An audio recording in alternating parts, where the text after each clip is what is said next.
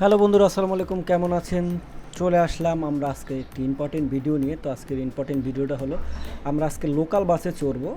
Local বাসে সায়দাবাদ থেকে আমি রামপুরা যাব, বাট এই রামপুরা যাওয়ার পথে লোকাল বাসে কি হয়, মানুষজন কিভাবে উঠে নামে বা পরিস্থিতিটা কেমন, আসলে যারা বাসে চড়েন না তারা বলতে পারবেন না বা এটার অবস্থার সম্পর্কে ধারণাও রাখতে পারবেন না। তাদেরকে আজকে দেখাবো। এই যে আমরা লোকাল বাসে রয়েছি, এখন আমি একটি সিট কোনো রকম নিয়েছি, বসেছি।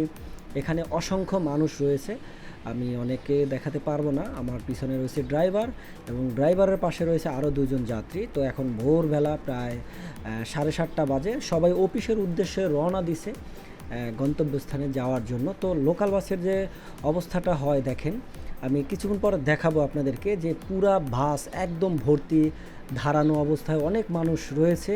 আসলে এই লোকাল বাসে মানুষ উঠে নামে, প্রতি মিনিট পর পর মানুষ উঠে নামে। এই যে একটা হ্যাসেল, যারা আসলে উঠে দাঁড়ায়, যারা সিট নেয়, অনেকে সিট পায় অনেকে পায় না।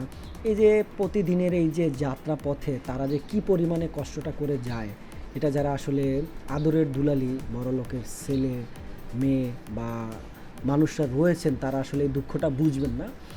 একমাত্র তারাই বুঝবেন যারা এই পথের সঙ্গী। তো আমি সেটাই আজকে দেখাবো। এই মুহূর্তে আমরা খিলগাঁও পার হচ্ছি ওভার ব্রিজে, আপনারা দেখতে পাচ্ছেন। আমি দেখাবো আপনাদেরকে, কারণ যেহেতু জনগণের ভিডিও আমি চাইলে সবাইকে দেখাতে পারবো না, কারণ একটু দেখাই আপনাদেরকে। দেখুন, ড্রাইভার, হেল্পার এবং সাথে রয়েছে আরও দুজন যাত্রী, এবং আমি কর্নারে বসেছি কোনো রকম, হেল্পার দাঁড়িয়ে রয়েছে, এবং যারা রয়েছে এখানে তাদেরকে আমি একটু দেখাবো আপনাদেরকে, কারণ পাবলিক প্লেসে ভিডিও করা নিষেধ। তারপর আমি চেষ্টা করছি শুধু তাদের দুঃখ কষ্টটা বোঝার জন্য। এই আমরা কিন্তু থেমে গেলাম অলরেডি, এখানে কিন্তু এখন মানুষ উঠবে এবং নামবে সেই খিলগাঁর ব্রিজের পাড়ি।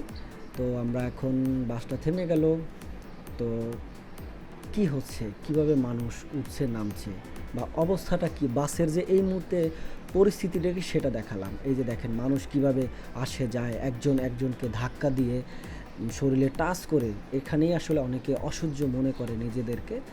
তো কি আর করার, লোকাল বাসে চড়তে হলে আপনাকে সহ্য করতে হবে। তো এটাই ছিল লোকাল বাসের আজকের কাহিনী। থ্যাংক ইউ, ভালো থাকবেন, দেখা হবে পরবর্তীতে ভিডিওতে। আল্লাহ হাফেজ।